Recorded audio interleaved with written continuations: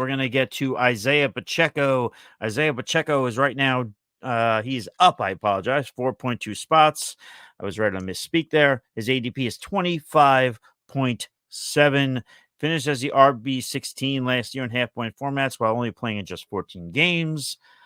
I like him. I like him more than Devon A-Chain. I know people disagree with me all the time on that. I only say that because they're going right near each other. We also, in our archives, have some Pacheco against Devon A-Chain kind of takes. It was actually on our last ADP Risers and Fallers show that we discussed that. So I like Pacheco. I think he's a very solid, like we talked about how you start your draft. You know, if he's going there at 25.7, I don't mind grabbing him there. Anthony, do you have any thoughts on quickly, and then we'll get to the next player?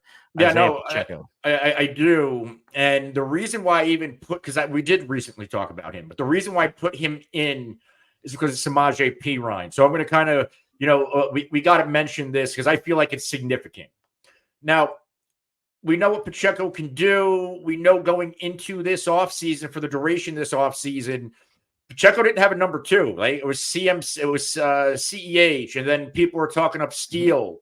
And McKinnon was not brought back. And why that was significant, because in games without Jerick McKinnon last year, and this includes three playoff games, Pacheco, 17.9 carries versus 14.6, just over 82 rushing yards versus just over 66, 3.7 targets versus 3.1, 15.6 receiving yards versus 17.4. So a little bit more receiving yards in games with McKinnon, and then 1.1 touchdowns without McKinnon versus 0.6. So in those matchups without McKinnon, Pacheco managed just over 20 PPR points.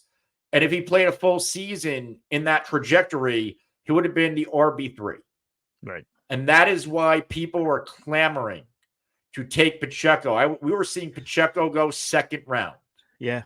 Now, why is this important? Why is Samaje Perine important?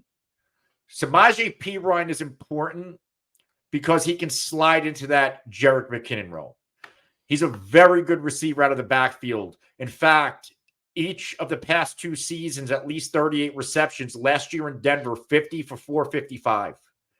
That is concerning because we know Andy Reid likes to platoon the running back position. And, and this isn't like, because without this addition and without McKinnon, I was all in on Pacheco. Now, I am no longer willing to take Pacheco in the second round. And I think third round, which is his cost, that's where it starts for me. I am no longer willing to reach for Isiah Pacheco because Samaje Perine, and it might not be early. He has to get acclimated with this offense. Samaje Perine's probably going to slide into that Pacheco, to that McKinnon role. And another difference between Perine and McKinnon, Samaje Perine has not missed a game since 2020. Jerick McKinnon misses time. So there's some reliability here with this almost 29-year-old running back.